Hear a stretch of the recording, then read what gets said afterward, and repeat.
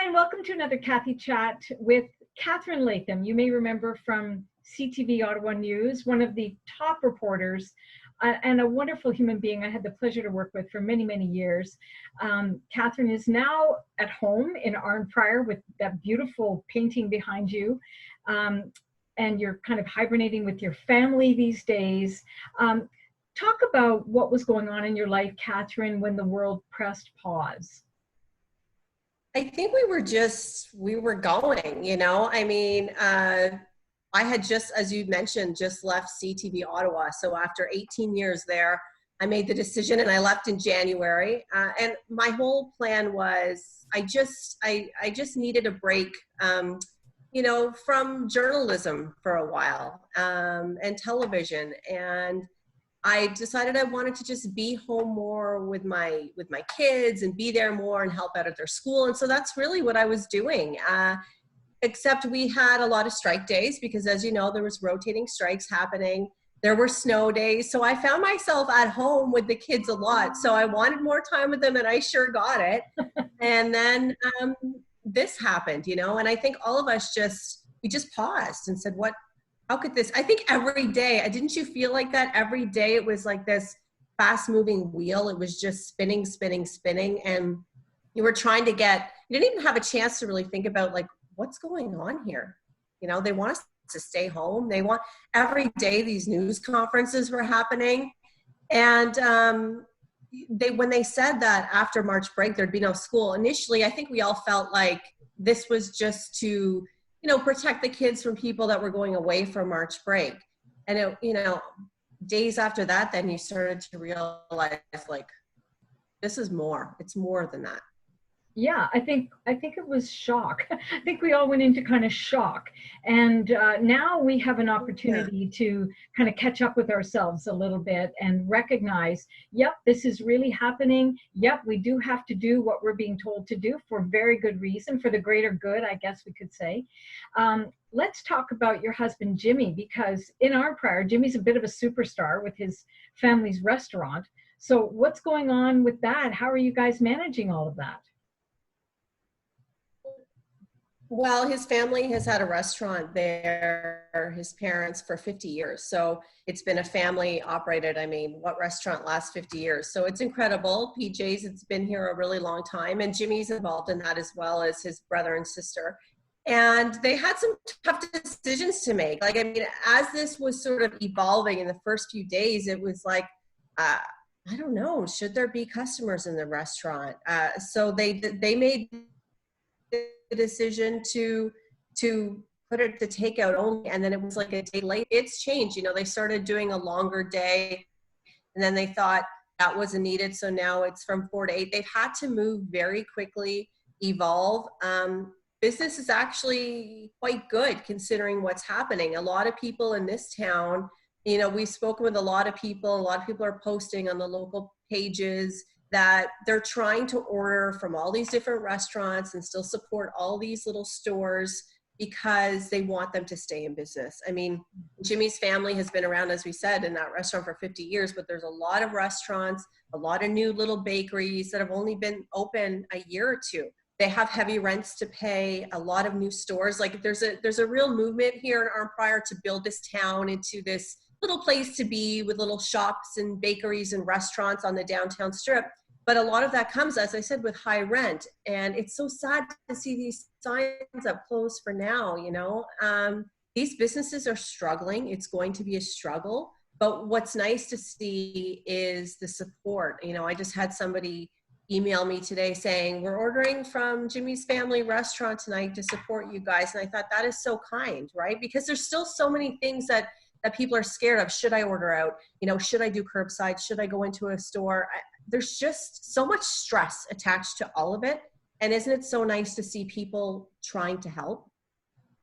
It's the kindness that just, it doesn't surprise me entirely, but it impresses the heck out of me to see how kind and empathetic and compassionate people are being with one another in this really extraordinary time.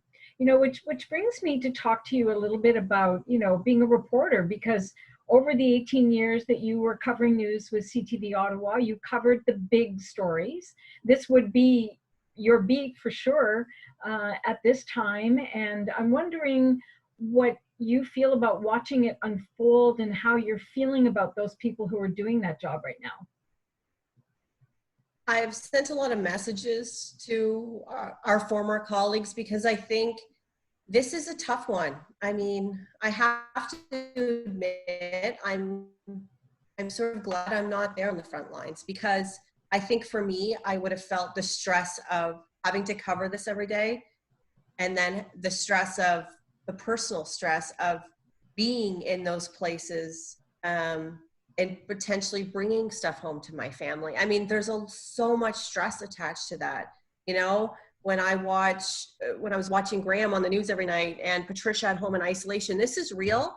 And it's difficult, you know? And so being on the front lines, I'm sure, is very tough right now. I have to admit, I don't miss it, but watching it, I've had to choose when I watch, because now I'm a viewer, right? And I don't get the emails all the time, the breaking news alerts from around the world. You know that. You'd be attached to your phone because you'd get all those alerts all the time, and before the public gets them. And I'm glad I don't, and I've had to shut myself down. I've had to make a conscious effort to get out on walks and unplug, we can't watch it before bed anymore. I mean, we were laying in bed, I was watching, you know, CNN and then the news right before, and I couldn't sleep. It was too much. I mean, this is so personal for all of us. It's not like a regular story where you've got, you know, the people involved are the people involved, and isn't that sad or tragic? No, this is everybody. And I think we all have to set our boundaries, because it's too much. It's too much. I even know sometimes, you know, at lunch, I'll try to get the update on TV, and even my kids will say, "Mom, turn it off." And I have to respect that, because they get it. They get it. They're talking about the virus. They know why they can't play with their friends, why they can't go to school, why we can't go to grandma and grandpa's or yaya and papoose. They get it. So they also get, you know, what the prime minister is saying or what the premier is saying. So it's heavy, it's a lot, and I think we all need to set our boundaries now. We know what's going on. You can't put your head in the sand. You need to be up to date, but you need to choose your times. 100%, beautifully said. How is it? How do you help your children understand what's going on? And how old are your children now? They're 5 and 7, so a lot of wine for Jimmy and I. No, I'm not allowed to say that. A lot of wine, Right. No. To deal with it, no, I'm joking. We've said we are shocked, and I honestly think having a 5 and 7-year-old right now is better than having a teenager, because between my, you know, talking about my nieces and nephew and talking about some of our friends who have teenagers, it's been a bit more difficult, right? Because it's hard for a teenager to just stop socializing with their friends. Like, that's a big one. And my niece, one of my nieces is close to graduation. This is her prom year. And will that happen? Like, that's a lot for a 17, 18-year-old. You know, my other niece, she's in university. This was her first year. She's feeling a little robbed. I think our kids being so young, you know, we explain to them about the virus. You know, we sort of talked about it, about the flu shot, and how if you get the flu shot, you don't get the flu. Well, there's no medicine for this. And they've sort of grasped it. In fact, they haven't really even asked to play with friends, which is unusual. You know, they are loving up on each other like crazy. Like, they are best friends. And TJ, my son, oldest, explained, "Well, Mom, I don't have a choice. I have to hang out with Demi. Like, I love her so much now. She's my best friend because I don't have a choice." And we laugh, but they've really made the most of it, you know? And I mean, they've always been close, but it's like next level. And it's actually been pretty beautiful to watch without sounding too cheesy. Like, Jimmy and I have noticed it. It's pretty special. It's like this bond that is forming, because maybe they don't have any other choice. Maybe they're just allowing it to happen more because they have more time together. Mm-hmm. But it's we got to make the best of it. And that's what we've seen. We've seen some really positives with staying home and not being so, so scheduled all the time. Yeah. And I think, to your point, and just about everybody I'm talking to says the same thing. We're returning back to the values that really define us as human beings.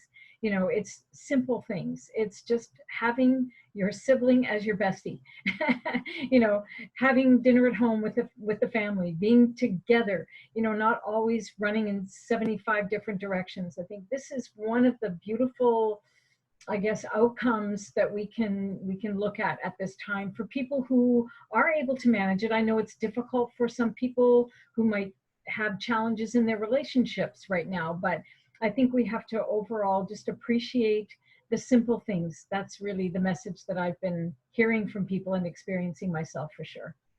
And, it's life, right? Like, this is life. Being home with your partner, being home with your kids or your dogs or your cats or your, if you live with your aging parents, like that is what your life should be about. All the other stuff is extra.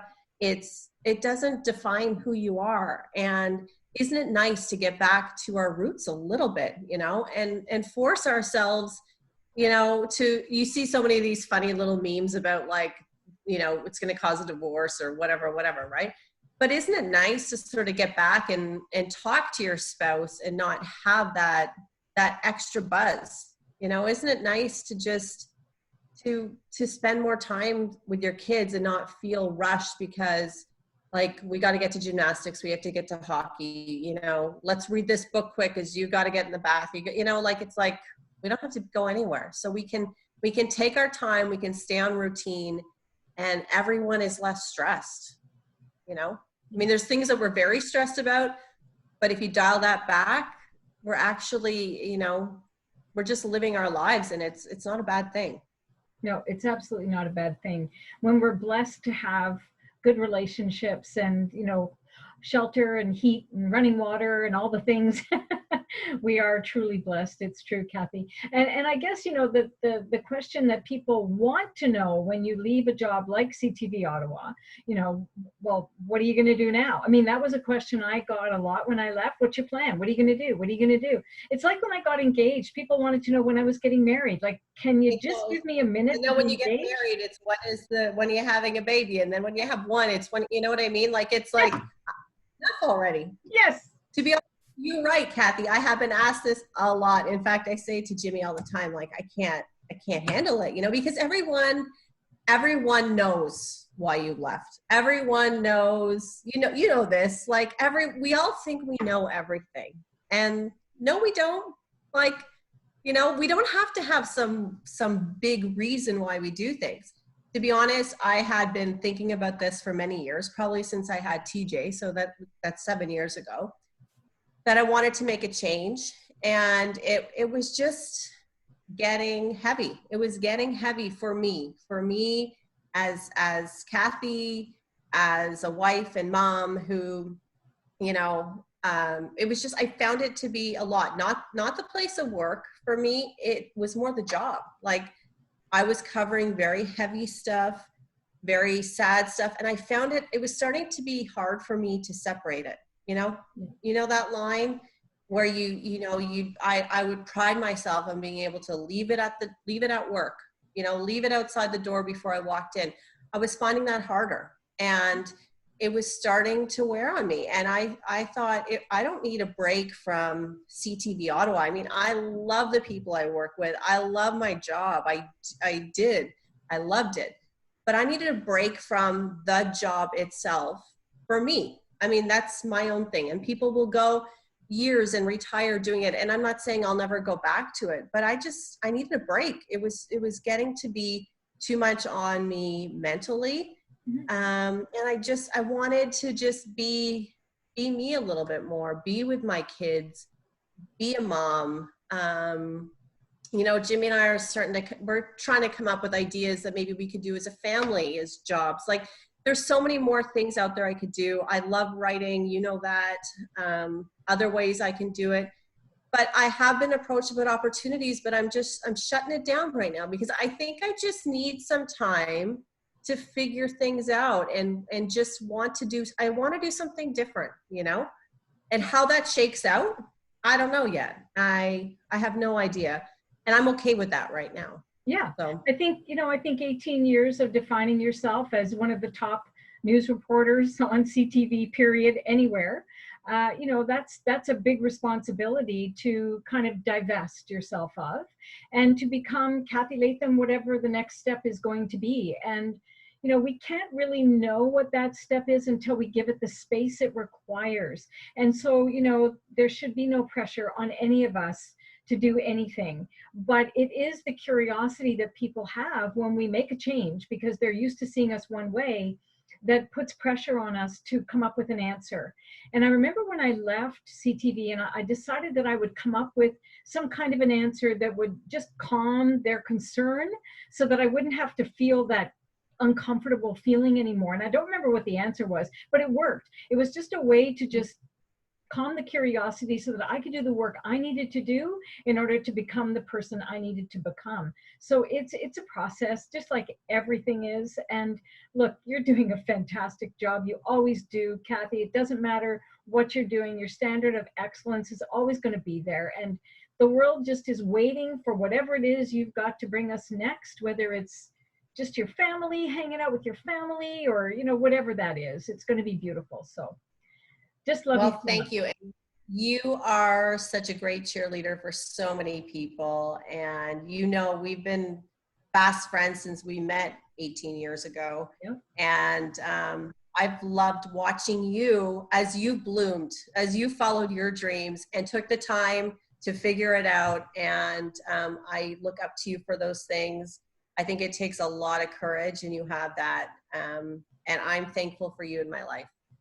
Well, thank you. I appreciate you so much. And here for a chat anytime you want to talk, if you want to talk. And the world is just, you know, going to be hibernating together. We're in this together. We're going to get through this together, and we'll do it with our level heads. And enjoy your family time, Kath, and all the best to you and Jimmy and the kids. Thank you so much, Kath.